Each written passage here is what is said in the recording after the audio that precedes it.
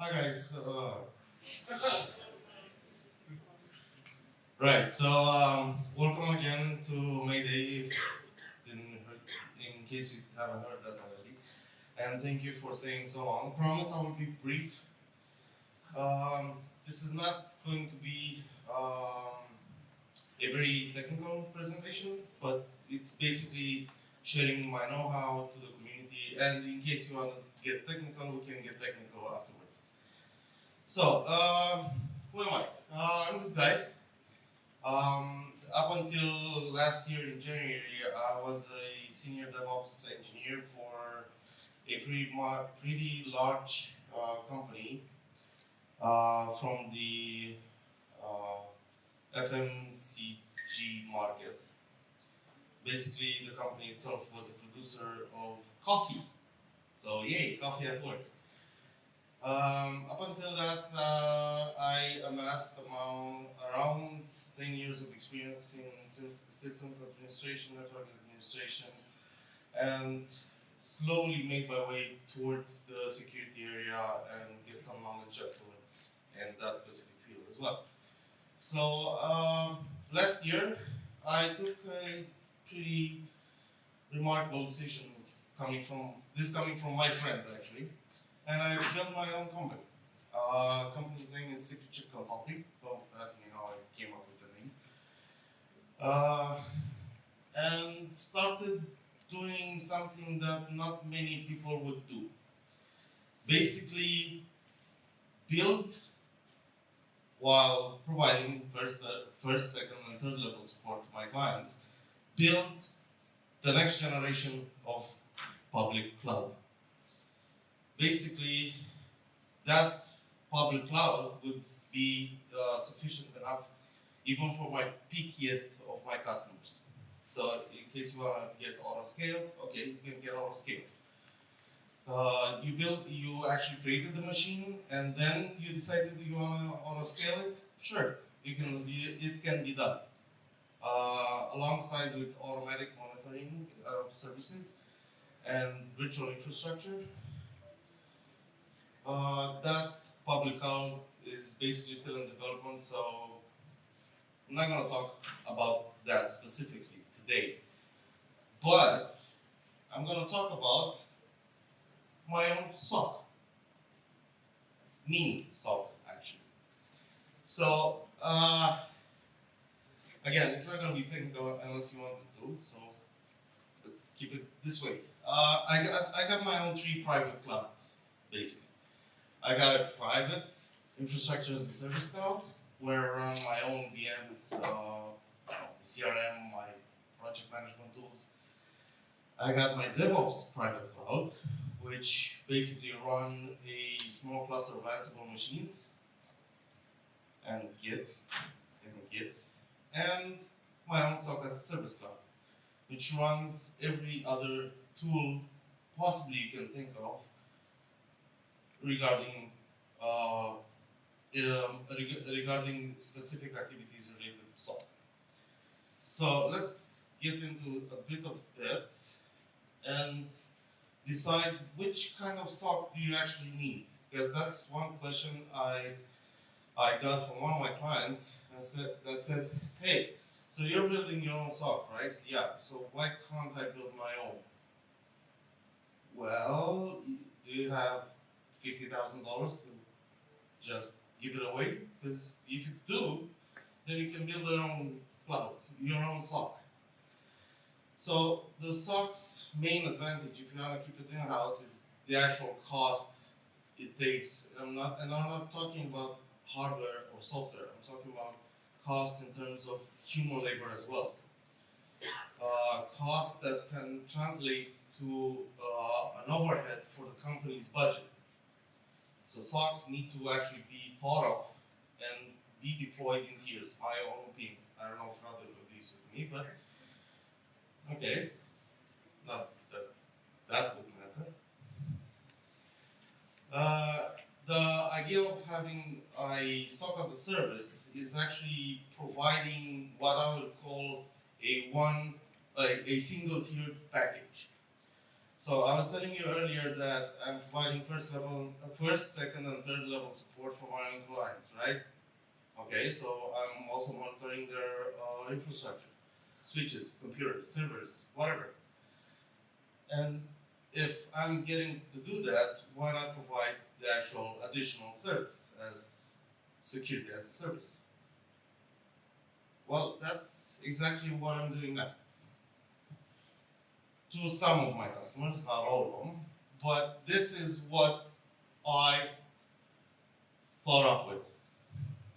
This is how I basically took SOC as a service and spread it apart multiple services. So you can actually see that there's one single center reporting tool, which I didn't come up with yet.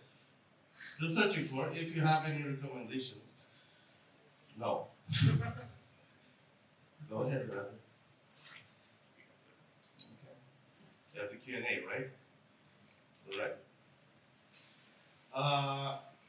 So the main advantages of a goddamn, too much English these days. The main advantage of a SOC as a service is the actual visibility within the client's network. One specific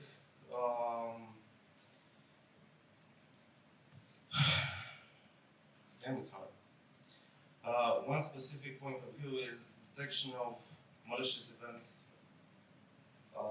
through processes and cloud and collection of cloud related events. Basically, if you have access to all of the levels of the OCU layer, you have access to everything. If you have access only to networking, you don't have access to the whole picture. That's the main advantage of SOC as a service. Another advantage is obviously reduce costs for the client. So come in, don't be shy. I'm gonna bite you all hard.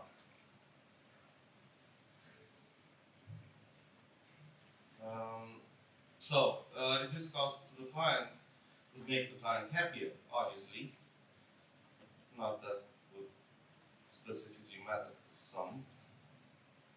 And the thing is that okay, I need to chill apparently. So again, with the good jokes, anybody? Costs can range from, I don't know, hosting level provider, like take Bogdan for example. You can host your own CM machine that can cost you like $50 a month.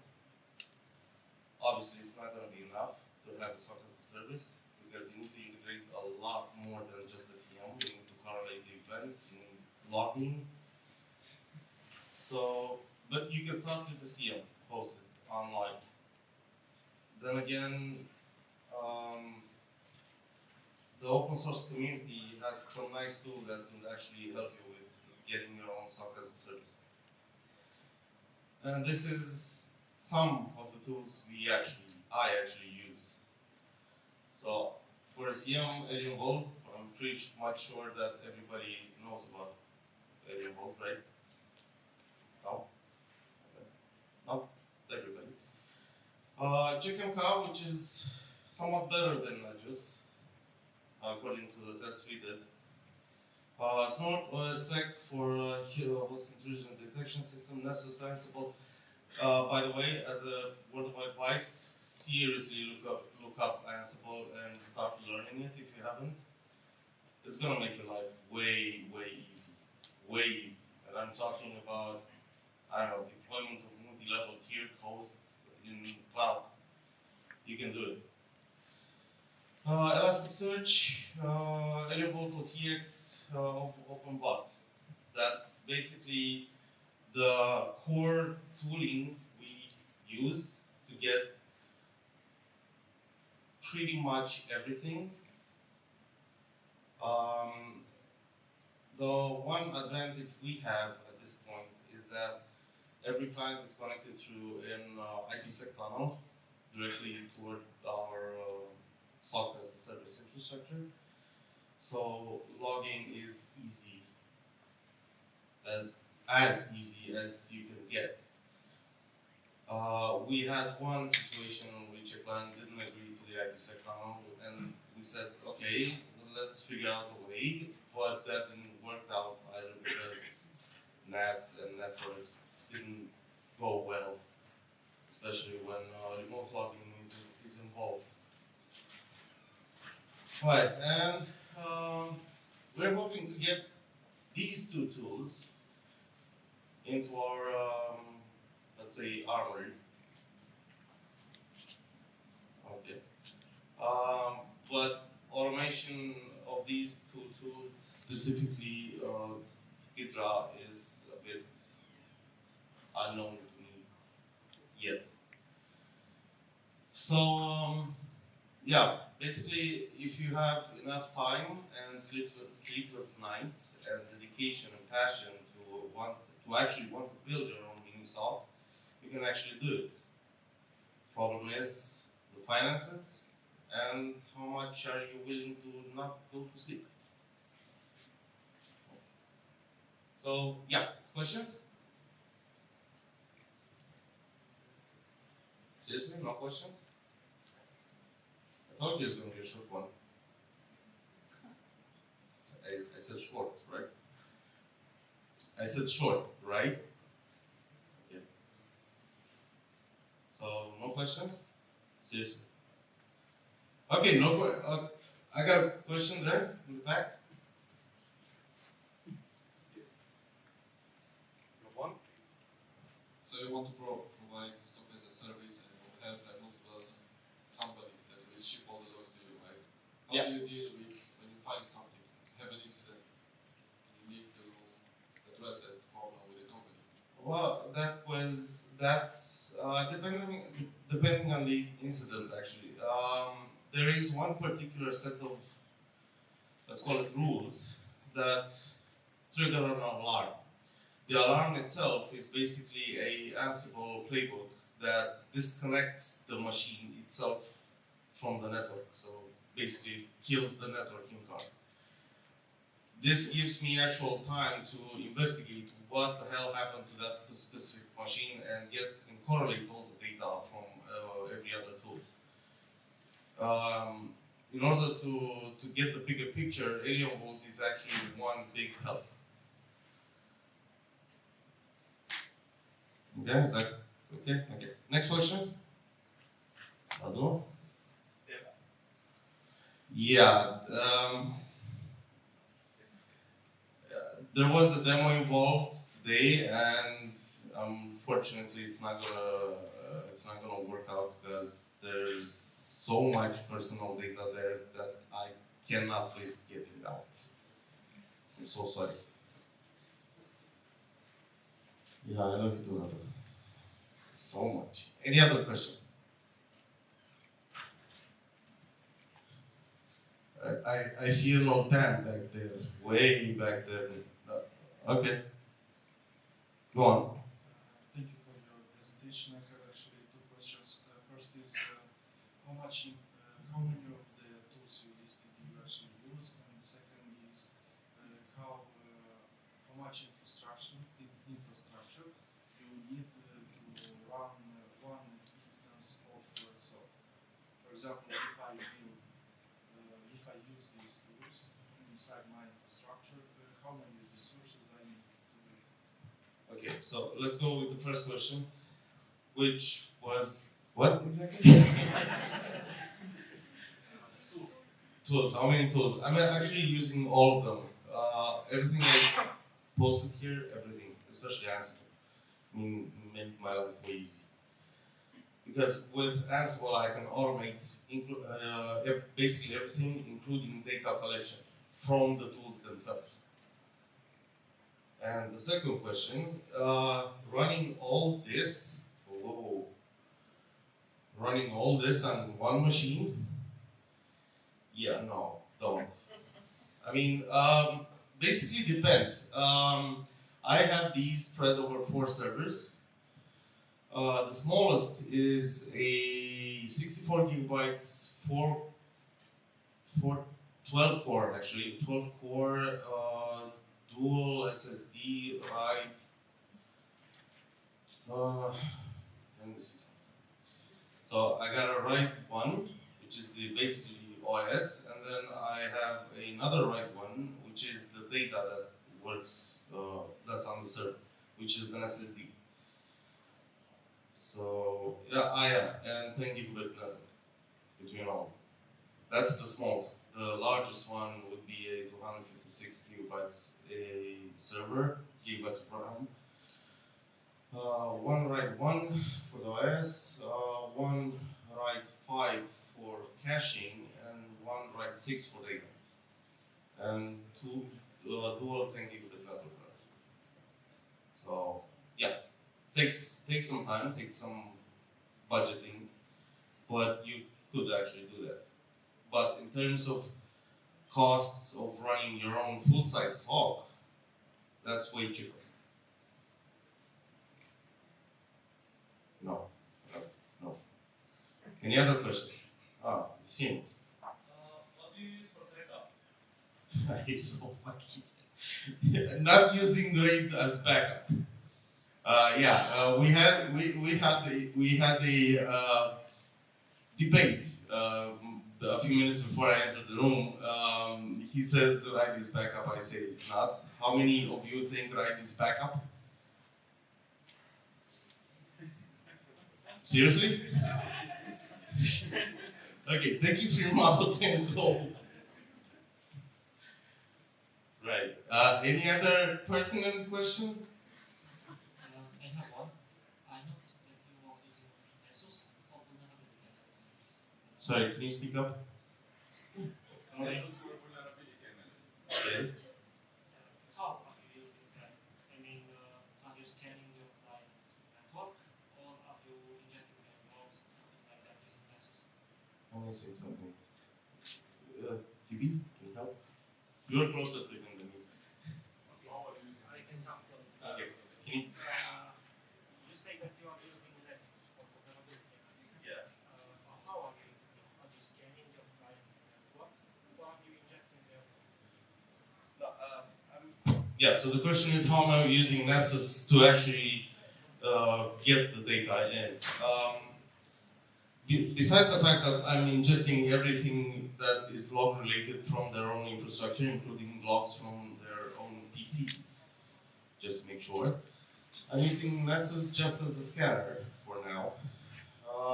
Basically, a scan every 24 to 36 hours on a random on a random pattern, each network of the client. That's why I have IPsec with all my clients.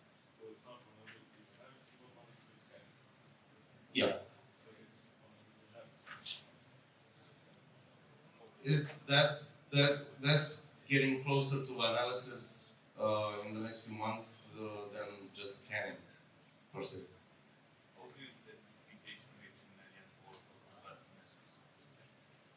How do I detect applications between Alien Vault, Nessus, and well, you're scanning the SOHO, right? no, just Nessus. Why would I scan on the phone? I mean, yeah, more tools, more scanning, more, but applications are not good for my business too, unless it's money. Any other question? Now's your chance, man. Okay, so no other questions. Okay, we've got two more questions. What? Just one? Okay. Not working? Damn it. Now it's working. So Yeah. I was asking about, I wanted to ask about the VPN tunnel. How do you handle the legal side of being connected to the client network? Maybe you get hacked yourself and then it's reported to the client network. Okay, that last night was way too much for me apparently. Can you please speak up? So basically you have a VPN into the client network between your location and the client network. Yeah. How do you protect yourself or the client by not getting attacked yourself and hacker entering the client network through your systems? Well, I don't think I'm not scanning my own systems, because that would not be the point of a SOC. I mean, I need to make sure that my systems as well as my clients are protected. So in terms of IPsec, I don't allow everything coming from my client. I only allow specific patterns or ports. And in terms of me getting to the client, again, only just specific patterns of data or ports are allowed. Okay, thank you. I wanted to know that. Thank you. Okay. Any other question? No? Can I go home now? Oh, yeah.